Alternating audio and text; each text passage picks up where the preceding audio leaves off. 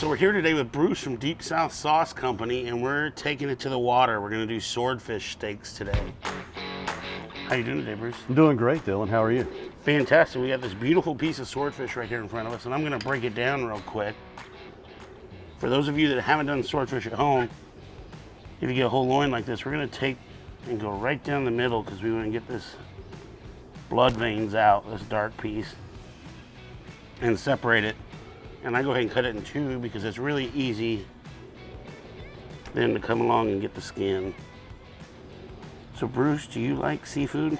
We love seafood. In fact, part of the motivation behind the Havana Heat was, we both, my business partner and I, love deep sea fishing. And we were coming back and, after a good catch, and it was one of those things where you're smoking the cigar, you got your favorite drink in your hand, and my business partner's wife is Cuban, and we started talking about the different flavors that we would like with a good strong, fish for the catch of the day. And we came in, we decided, this would go really well with the sweet notes of mango and the heat of the habanero, right? So it's not too hot up front. You get the sweet on your tongue first, and then it comes back, 3 to 5 seconds later with that habanero heat. But it's not overpowering, right? We took a lot of effort when we created it to have, pure mango puree in the sauce. So you're not using powder. You're actually using real mango. Absolutely, right? We're using real mangoes. We're using real sweet onions, cooked down. Molasses, brown sugar, some apple cider vinegar in this as well. And we think it just gives the seafood especially, a really nice note. Any strong seafood that can stand up to strong flavors, it does really well. And you mentioned this had a habanero, so it's got a little bit of a kick to it. It's got a nice little kick in the back of your throat. It's not overbearing, right? We didn't want it to make it unbearable for your average consumer. This isn't about, making you sweat. It's about the flavor, it's a little right? tingle back there, right? Exactly. Kind of like the ocean spray on the fast boat. Just Correct. gives you a little tingle on the skin. Absolutely, Dylan. Good one. So that's got to be one of the best stories I've heard about a sauce. Deep sea fishing, talking about making a barbecue sauce. That's how a lot of our stuff gets created, right? Was either over a pit with our family and friends, with their ideas about flavorings, or an event that took place that really inspired us. So one of the things I really like about your sauces is they have some complex flavors in them, and because of that, I like to season simply because I want that sauce to shine. So right. The swordfish, we're just going to use some salt, pepper, garlic, the Holy Trinity, a right? little bit of sugar, just so that we can get that nice little crust on this swordfish steaks. No, so we're going to put these to the side and let them sweat a little bit, let them marinate. Then we're going to work on our garnish. So we're going to do some scallions. I'm just going to cut these dead ends off. And if you want to hand me that pineapple, because we're going to do some pineapple steaks with our swordfish steaks. Oh, nice.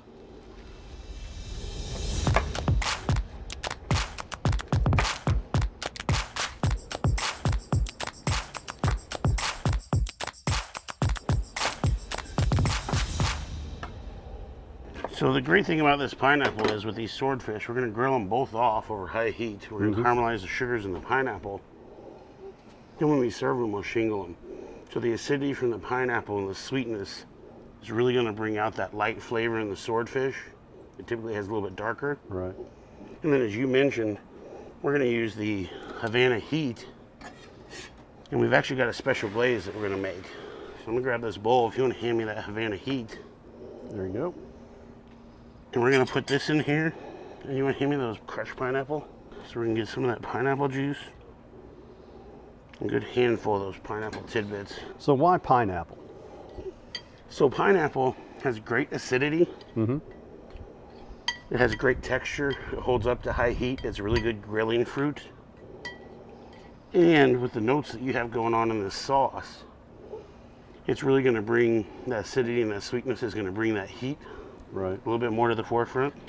So I like what you're doing here. So, you know, the goal was, you know, not only could our sauces stand on their own, but that they would be something that you could create with as well. Yeah, I mean, the great thing about it is it's called a barbecue sauce. So obviously, we can brush this on any piece of pork, slab of ribs, half a chicken. That's a no-brainer. What I love about this sauce and what I want to show people is you can do something just a little different. Right. Add some pineapple, add a little bit of green onion, put it on this swordfish, and now you have a glaze. Mm-hmm. You know, so this can be one item in the pantry that you can build several different things with. Great. Really appreciate that, Chef. Let's put this swordfish on the grill, and I'm going to have you bring the pineapple, and we'll throw them on here. We got the charcoal fire going. All right, Bruce, so I'm going to grab like 4 of these fillets, grab 4 of those pieces of pineapple. All right. We're going to throw them on the grill. I oiled the grates just a little bit ago. We're getting that nice smoke. Let's get them hot. All right. Good deal.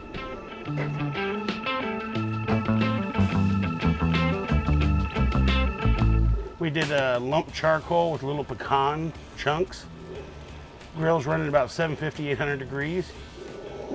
We're gonna flip these, probably 5 minutes, 6 minutes total cook time. It's gonna go really quick. Swordfish is such a beautiful, solid fish. Easy to grill. Doesn't flake off on you. Right. So we're gonna let that pineapple go for a little bit on that side. We're just gonna flip it once. This is such a fast and such a hot cook that we're not even gonna bother shutting the lid on this. We're gonna leave it open and just flip back and forth. Because it's basically 1, 2, 3 and we're done. Give these pineapples a quick flip. See that natural sugar in those pineapples grills it up for us really nicely. We're taking these swordfish steaks to medium. If you wanted to take them a little bit more, if you want to go medium well, you add about 3 or 4 more minutes. If you want to take them all the way to well, which I wouldn't recommend, but you can, I'd add 5, 6 minutes on top of that. All right. All right, Bruce, these are about done. If you'd like to bring the glaze we made over, let's get these on here. Just spoon it right over the swordfish steaks. All right. And don't be stingy. Don't be shy. And here, let me get these over here. All right. Can you smell that as that hits I the can, fire? yeah, that- Like, wow, that's going to be dynamite. All that caramelization. All right, this is nice and caramelized. Now we're going to plate these up. All right, Bruce? All right. Dang, those look and smell really good.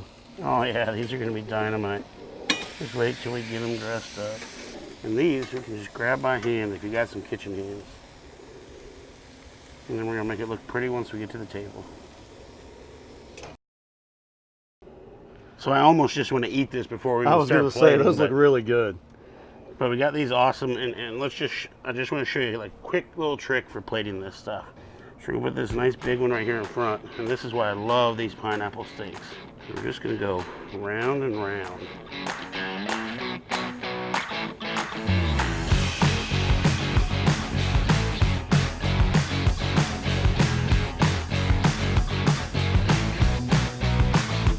And we got this beautiful color here, so we're going to hit it with a little red, a little orange. This is what I call the stoplight garnish. And then just for good measure, there's a little bit of our glaze left. I just want to get it right here at the top of each. But I can smell that mango and pineapple and that habanero. Can't wait to dig in on that. I mean, that's going to be dynamite. Yep. There's no way that that's not delicious. I agree. And this is a much different way to use barbecue sauce than just slathering it on a pork butt or a slab of ribs, right? So now you can fish and barbecue all at the same time. Thanks, Dylan. This is exactly what we had in mind when we were coming back from that fishing trip. Was the mango, the sweet, and a good solid fresh fish. The only thing I'm missing now is a nice Cuban cigar. Oh, dang, that's good.